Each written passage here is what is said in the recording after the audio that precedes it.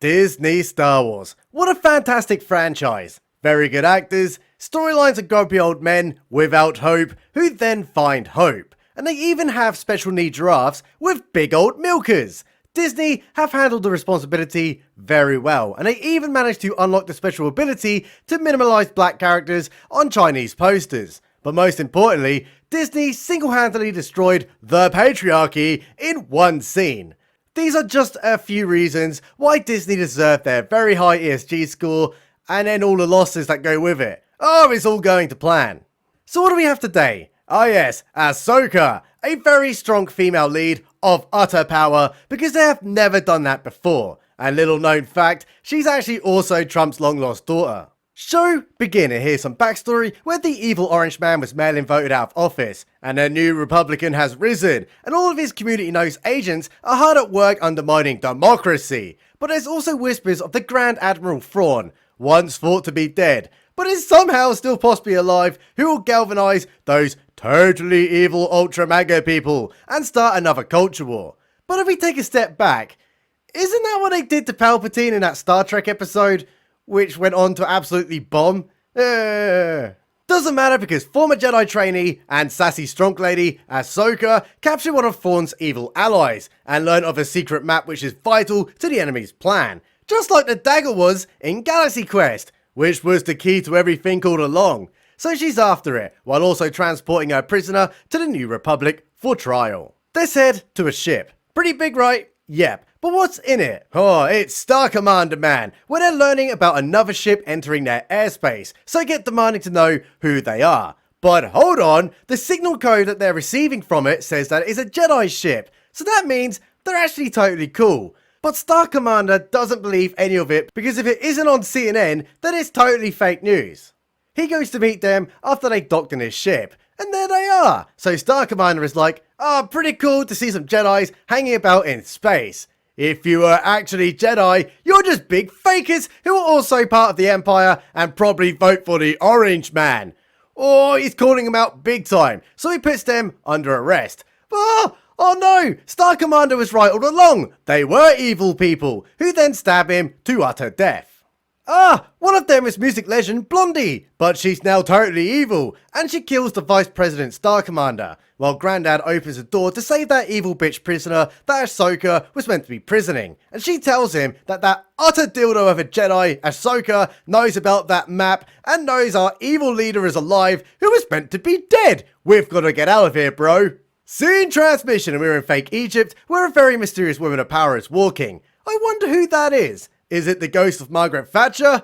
Nah, it's actually Trump's long-lost daughter, Ahsoka, and she's searching for something. So she whips out her lightsabers and chops a hole in the ground. And look, she was right all along. There was something down there. And if you look on the sides, there's some very mysterious wall carvings. She starts playing around with a bunch of pillars. And strangely, that was a key, and it reveals a very mysterious object in the center of a room. It's a brick that then crumbles, revealing even more below. It's just like Pass the Parcel, but with extra steps. And it was actually hiding an orb. And also a quick side note, I don't actually know what's going on here, because I don't like Disney Star Wars. So I may have missed a lot. But did she know the key combination when going in there, or did she just figure it out once she was inside? Because if she did, that's a pretty shit key puzzle. She starts getting out of that place. But oh no, it's a MAGA Republican who's like, can we have our all back, please? Because technically, that is actually stealing. And we need it for the next election, since you keep indicting our frontrunner with made-up charges. But like hell, she's gonna pass it over, so it's big fight time. And she's kicking all of their asses. It's like they should have brought even more of those droids, and not just a handful of them. But there's a bit of an issue though. Those droids had far too much baked beans the night before, and are now dropping a fucking huge one. She manages to get on a ship just in time, so she's safe for another day. But it does turn out that she knew that the map was in there because that evil bitch who was in the Choky area told her where to find it. So kind of a crap evil villain if she's just gonna blurt out key information like, where can you get our plans? It's in the orb. But she also just learned that there's been an incident on the ship from earlier where all those people died. She lands on it and gets out. But look who it is! It's Green Lady from...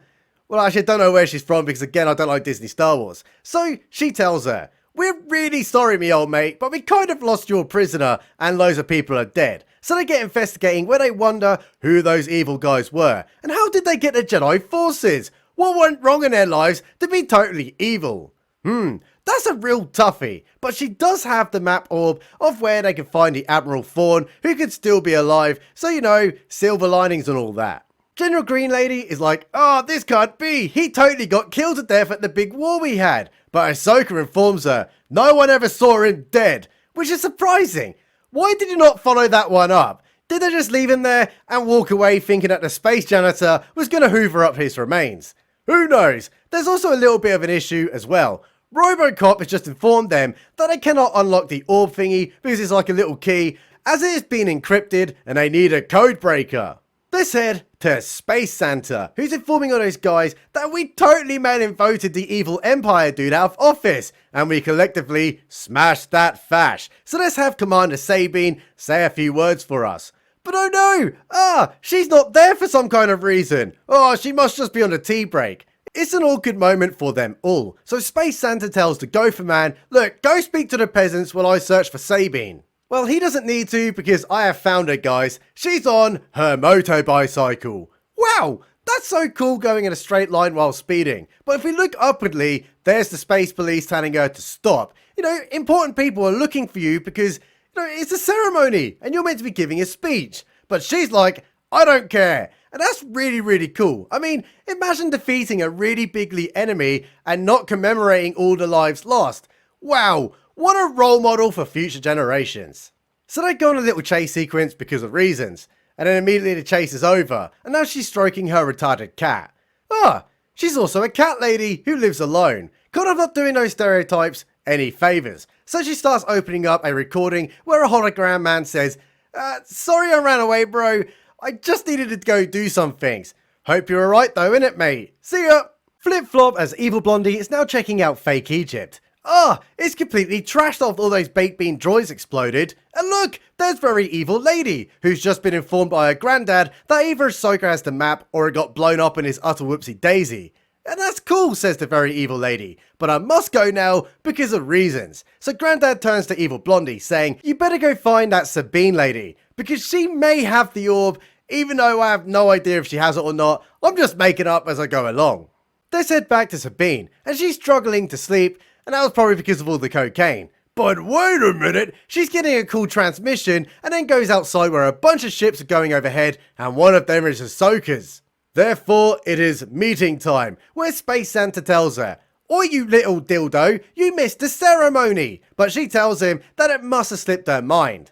And wow, that was totally cool and sassy. So Space Santa flux off, leaving just the female leads of power alone, where Ahsoka tells her, "You see this? It's the snitch from Harry Potter. It will lead us directly to Ezra, the guy in the hologram from earlier." So they sit down having a bit of a conversation where Sabine gets examining the orb, saying, "Oh man, I think this has VPN encryption. That's going to be a hard one to crack." And instead of concentrating on the task at hand, they start talking about their feelings, where Sabine is a bit upset that the orange lady has pretty much disappeared in her life. Oh, it's so sad. But it does turn out that Ahsoka trained her in the Jedi ways, which after a quick Google, kind of says she doesn't. But after the Rings of Power, who cares about remaining logically consistent?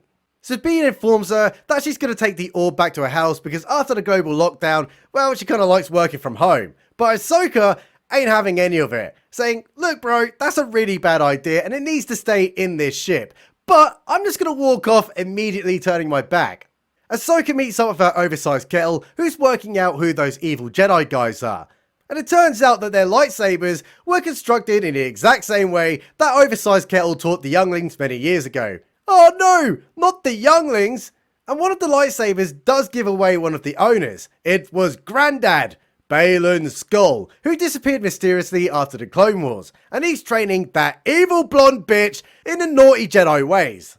Ahsoka goes back into the main room, and no, it can't be! Sabina's taken the orb! How did that happen? It was totally unexpected, but if we go outside, there she is on her motobicycle again, and there's a surveillance drone watching her. Oh, I sure hope it's one of those good drones. Sabine goes home and gets working with floppy disks and holograms, and there must be some kind of key in the orientation of ancient Egypt, as hiding a literal password in the exact location where you found it isn't the stupidest fucking idea I've ever heard of. Well, that was fantastic. So what's Ashoka doing? Oh, she's telling General Green Lady person that Sabine, the utter lying dildo, has taken the orb. Why would she do that after I said to keep it on the ship and then immediately turn my back on her? So Green Lady tells her that the reason Sabine might be a little bit bitchy towards her is because you were training her to be a Jedi and then you straight up flucked off. Which is also what happened to Ahsoka, who never finished her training with Anakin Skywalker, who's also better known as the guy with really bad asthma. Back to Sabine, and she's trying really hard to crack the code, bless her little socks, so she stops for a drink while looking very hard at the hologram. My god, there's 3 figures right there, so that must be the answer. The number 4. So she gets doing some very impressive Adobe Photoshops and tries the combination. Oh, it totally worked! It was barely an inconvenience at all. So what does it say? Well, it kind of doesn't say anything, it just shows a galaxy and a planet and then a light pointing at it. So she runs outside with a kaleidoscope and bingo! There it is. And then turns to her retarded cat to inform it that she's going to go on a long trip. But oh no! Ah! There's a droid right there behind her! And another one! And all that sassiness she has can't save her this time. So they take the orb back, but somehow Sabine breaks free because, well, she's a badass, she can do what the hell she wants, and calls for help on the telephone while grabbing a lightsaber. Outside time, and uh-oh, SpaghettiOs, there's Evil Blondie, who's also got a lightsaber, and it's red, so you know she's evil. They get fighting bigly time, and it's really intense while Ahsoka is getting in her ship to come to her aid. Well, that little cat fight is going on for quite a while. But oh no! Ah, this can't be! The lovable and totally relatable Sabine just got stabbed in the gut.